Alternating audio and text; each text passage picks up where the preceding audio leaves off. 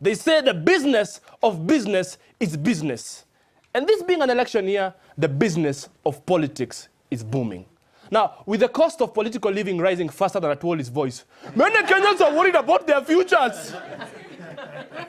In a world filled with many political pyramid schemes and false financial profits, it is important to have a source you can trust to give you sound investment advice.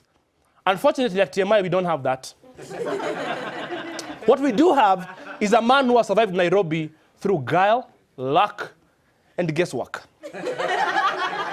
Our business financial correspondent and analyst, Potea, Savali.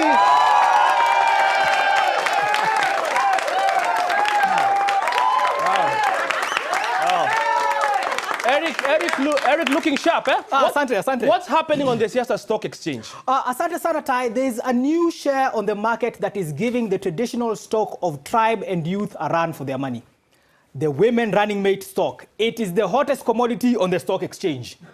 I have the great honor to announce that I have picked as my running mate and Cabinet Secretary for Justice and Constitutional Affairs, the Honorable Martha Wangari Karua.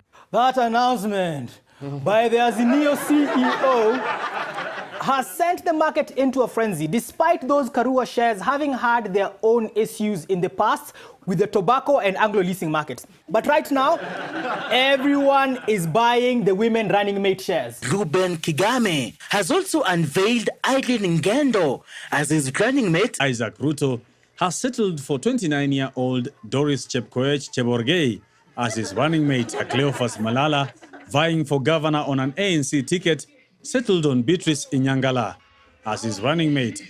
Former Governor William Kabogo chose Esther Ndirangu to deputize him. Machakazi's Moses Kuria, also vying for Kiambu's top seat, is banking on Faith Mwaura, his choice for running mate. Hottest commodity on the market. It's important to notice that these Karua shares were floated just a day after the competing Kenya Kwanza Limited floated theirs.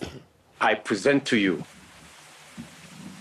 the Kenya Kwanza running mate candidate, my brother and friend, Rigathi Gachagua.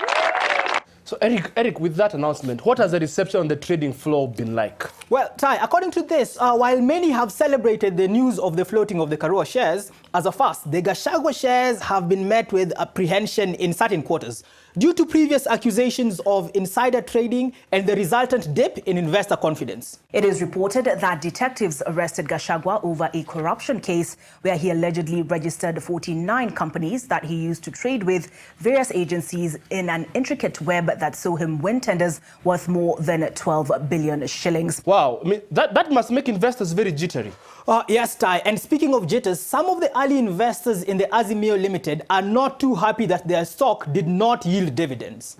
I mean, for how long do people expect one Stephen Kalonzo Musyoka to be the one always to sacrifice? Always to sacrifice. Eric, forget about the conglomerates. What about the SMEs? Wafanyibiashara wadogo wadogo. How are they faring on? Well, Tai, interesting. One startup seems to be attracting all the young investors. It has many early adopters after being one of the first to float the female running mate shares in this cycle. It speaks the language of the youth by promising high returns. If you take over, you shall legalize marijuana and you shall have means of transport. Lakini bangi ni kitu ya maana. Okay, Eric, let's cut to the high-speed chase, Eric. What should our viewers at home look for in companies, their management when investing in their future? Well, it's very simple, Tai. Invest in companies that give you sound and sustainable portfolios and policies. Look for managers with proven track records. Buying shares because of tribe, psychophancy, kitu kidogo, handouts will end in tears. Remember, men lie, women lie, numbers don't. Wow. Spoken like a true currency trader. Ladies and gentlemen, Potea, Savali.